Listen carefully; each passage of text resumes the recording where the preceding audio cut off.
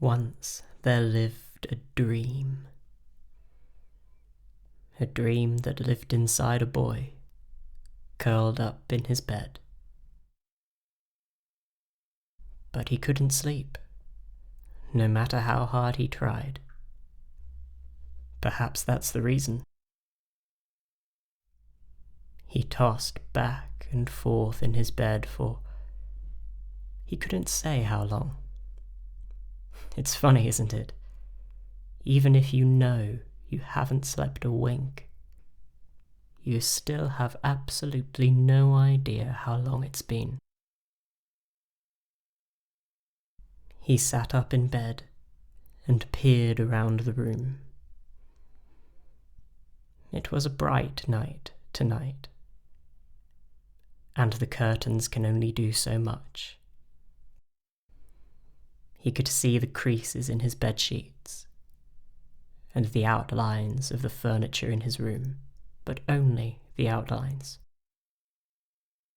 The silhouette of his wardrobe and its door handles, and a chair at the other end of the room, all painted in a wash of infinite shades of black. But other than the ring of light around his curtains, that's all he could see. It was still a dark room. But the boy still thought it was bright. Was it actually bright? Or had his eyes simply adjusted to the room? Or was he so familiar with his room that his mind was just putting those shapes there? He couldn't tell anymore. So he collapsed back in bed in defeat, his head crashing into his pillow with a soft "p."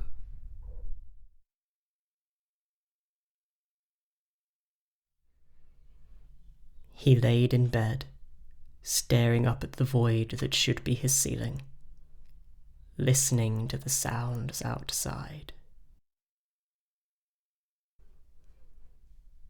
The wind blew through the branches of the trees, playing the leaves like a flute, and a gentle hooting and twit-twooing echoed through the midnight air.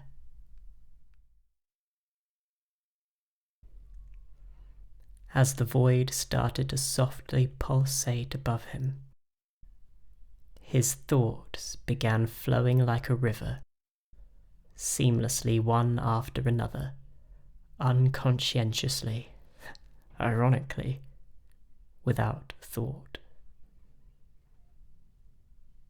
He pondered over the big questions like what he was doing with his life and where he was going, what he wanted to do and how he should get there, all interspersed with, how does light work?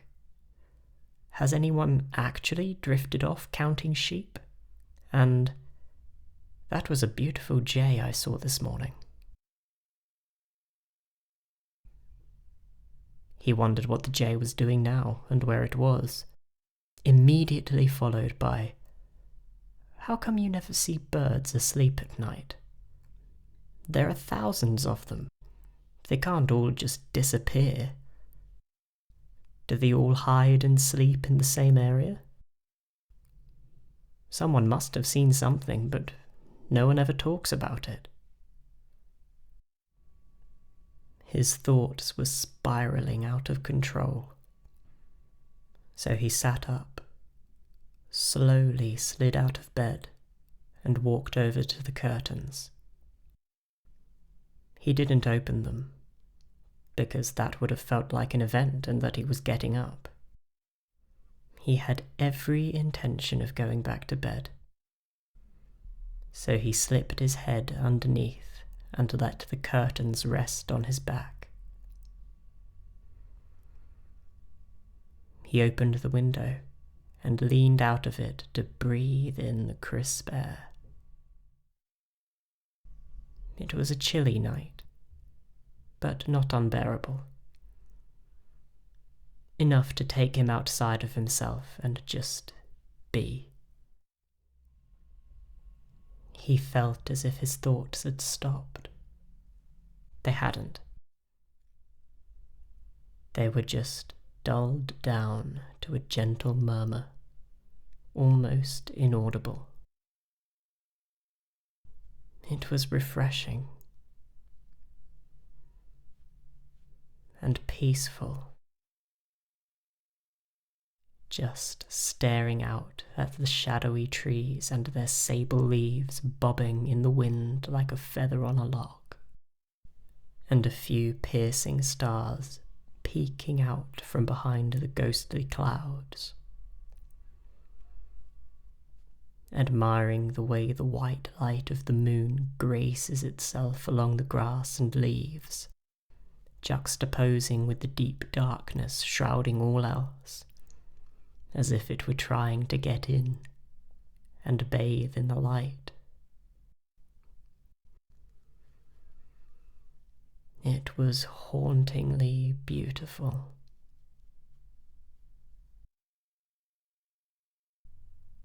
The boy turned his head to witness how the moonlight cast through the tree that ran up the wall of his house, to find there on the branch reaching towards his window, mere inches away from him, perched a puffy, tawny owl.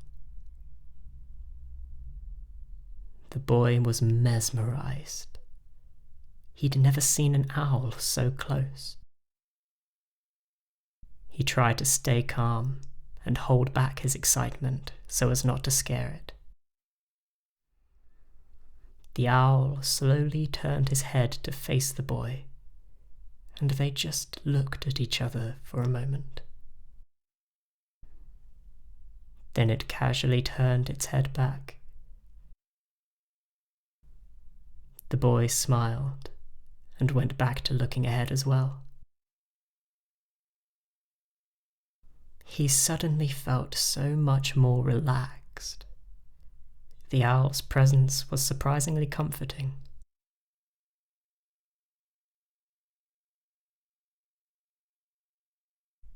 They try, but it'll never work. The smile on the boy's face dropped, and in confused amazement, jittered his head to the left, towards the owl. The shadow sprites.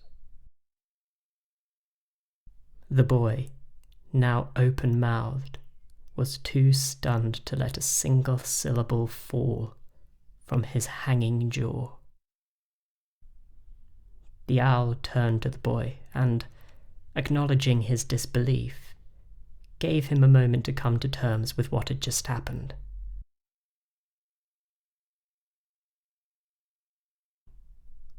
After a short amount of silence, what the owl thought was more than enough. Can't sleep, No, the boy replied. You can see them. The shadow sprites? Yeah.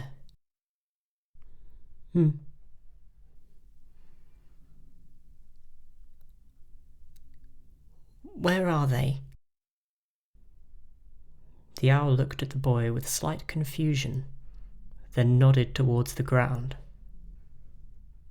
There, where the darkness meets the light. This was the first conversation the owl had had with someone who couldn't see the sprites. He knew they existed, but part of him couldn't believe that humans genuinely can't see them. They eat the light. The edge of it anyways. But they can't touch it. Every now and again they try to get in it, like these idiots. Rumour has it that if one does bathe in the light, it will grow into an enormous winged beast that devours all that it touches. Like a black hole? The owl looks at the boy again. Never heard of it. What do they look like? The owl paused for a moment, deep in thought, trying to find the words. Have you ever tried to describe a colour without using the colour? The pair stood. The boy stared down at the darkness, trying to see the sprites, but to no avail. The owl just simply remained perched, without a thought behind his eyes, not in a dim-witted way, but similar to the resting expression of a cat, like it knows more than it's letting on. The boy, plucking up the courage, finally asked, "How come you can talk?" The owl smirked, which grew into a chuckle, then buoyantly released a bellowing belly laugh. The boy looked down, with a little embarrassment and almost intimidated by the owl's sheer confidence and boldness. He assumed he wouldn't get an answer, so the owl and him reverted back to silence.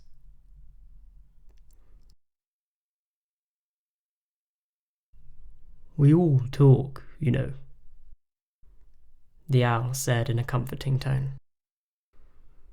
The trees whisper to each other, the foxes chatter. Have you ever heard a worm scream? No, is it like a shrill squeal? No, it's a deep, booming moan. They chuckled together in amusement. Why do you think the little ones get up so early to eat them?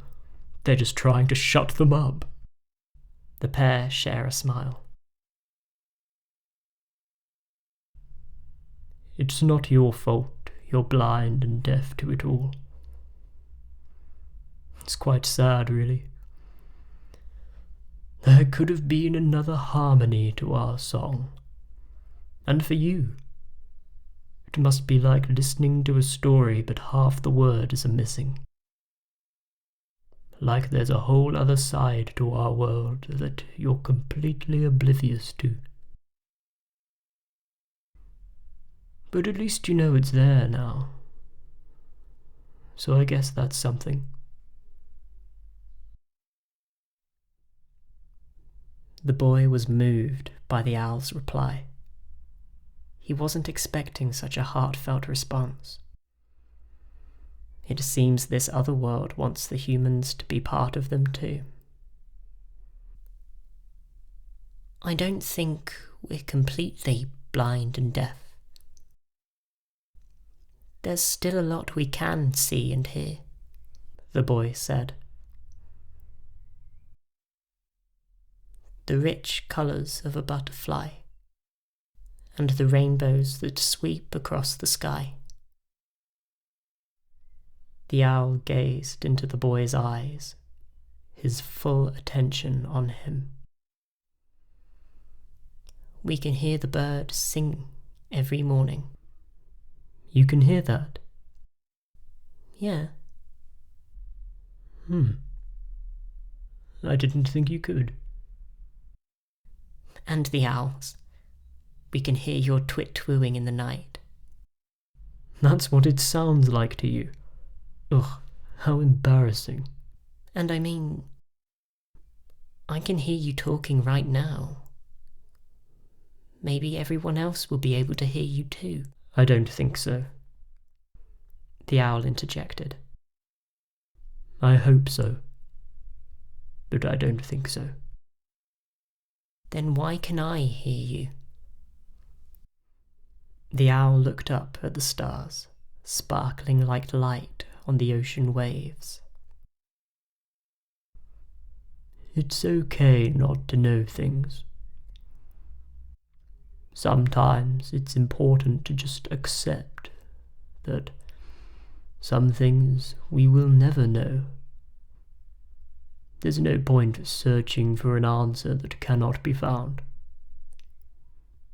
Take the stars.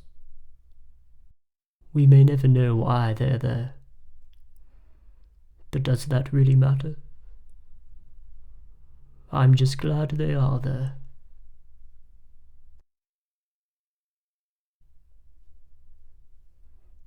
The boy looked at the stars and smiled. The owl was right. The boy too was just glad they were there. And everything else too. The trees, the clouds, the wind, the seas. He was finally able to accept that they are simply there.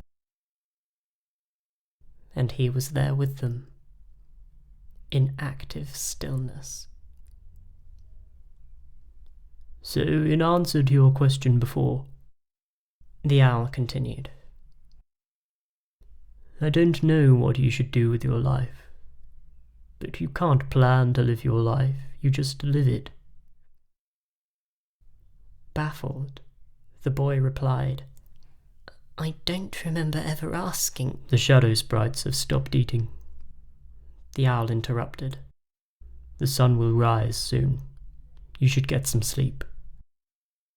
I wish I could see the world as you do, the boy blurted, not wanting the night to end. We don't always get what we wish for. Then again, sometimes they come true anyway. The owl shuffled on the branch, preparing to leave. But you know, if you really want to see as we do, don't try too hard. Just before the owl took flight, he said, You'll be all right. I'll still be watching. The boy who hears. With that, the owl spread his wings, swept down and up, and soared through the sky like a phantom in the night, or a shadow sprite who had bathed in the light.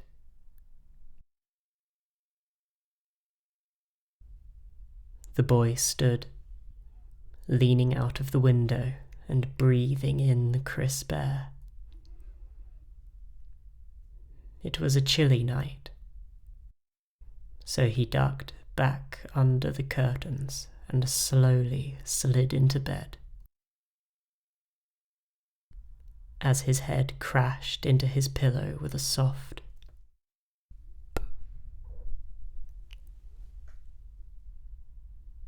he fell asleep.